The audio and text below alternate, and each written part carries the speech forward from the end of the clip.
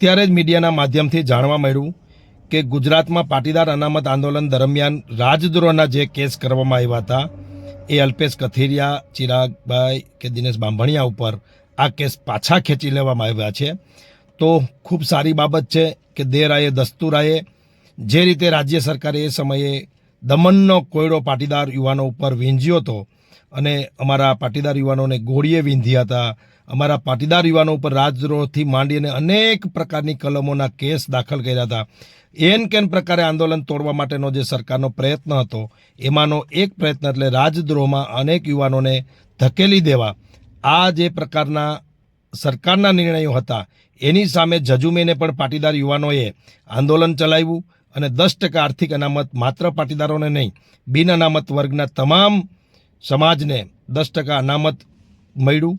આ સાથે આયોગ અને નિગમ મળ્યું. એવી અનેક કલ્યાણકારી યોજનાઓ આ સરકાર પાસેથી આ યુવાનો લડાઈ લડીને લાવ્યા, જેનું પરિણામ આજે ગુજરાત અને દેશના લોકો મેળવી રહ્યા છે. આ સાથે જ એટલું જ કહેવું કે જ્યારે કોઈ યુવાન, કોઈ લોકો, કોઈ સમાજ, કોઈ વિસ્તાર સરકાર પાસે કાંઈ પણ માંગતી હોય તો એમની જરૂરિયાત હોય છે, એમને એ વસ્તુ સરકારે આપી દેવી જોઈએ. આ રીતે જે દમનકારી નીતિ અપનાવી અને પાટીદારો ઉપર જે અનેક પ્રકારના કેસ કર્યા રાજદ્રોહ જેવા, આવું સરકારે ન કરવું જોઈએ. કારણ કે અંતે તો સરકારે પોતાનું થૂકેલું ચાટવું પડ્યું છે. એટલે આ પ્રકારની નીતિ રાખ્યા વગર સરકારે કલ્યાણકારી નીતિ પ્રજા માટે રાખવી જોઈએ એવું મારું માનવું છે. હજી પણ નાના મોટા કેસ ક્યાંક ક્યાંક તાલુકા જિલ્લામાં બાકી છે જે કોર્ટમાં પેન્ડિંગ છે, અથવા તો પોલીસે એફઆઈઆર ફાડી નાખી છે પરંતુ ધરપકડ જ નથી કરી.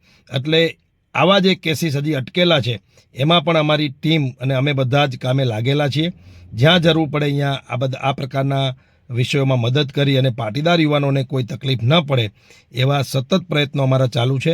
આપ જેમ મીડિયાના મિત્રો જાણો છો એમ હમણાં જામનગર જિલ્લાના ધ્રોલ, જોડિયા, કાલાવડ આ વિસ્તારના અનેક યુવાનો ઉપર થયેલા કેસ કોર્ટમાં જ અમે લડી અને નિર્દોષ સાબિત થયા હતા. તો આ પ્રકારની લડાઈ આવતા દિવસોમાં ચાલુ રહેશે. હજી અમારી એક માંગણી અડગ છે, જે છે 14 યુવાનોની જે હત્યા થઈ છે આંદોલન દરમિયાન સરકારના ઇશારે 14 યુવાનોને જે ગોળીએ વીંધા છે, એમના પરિવારોને જે નોકરી અપાવવાનો વિષય છે, એમના પરિવારને જે પગભર કરવાનો વિષય છે, એ વિષય હજી અમારો પેન્ડિંગ છે. એ પણ આવતા દિવસોમાં અમે લડશું. આગળ આવતા દિવસોમાં એ માંગણીને બુલંદ કરશું અને એ પરિવારોને પણ ન્યાય અપાવશું એવી ચોક્કસ પાટીદાર યુવાનોને મારી અપીલ છે.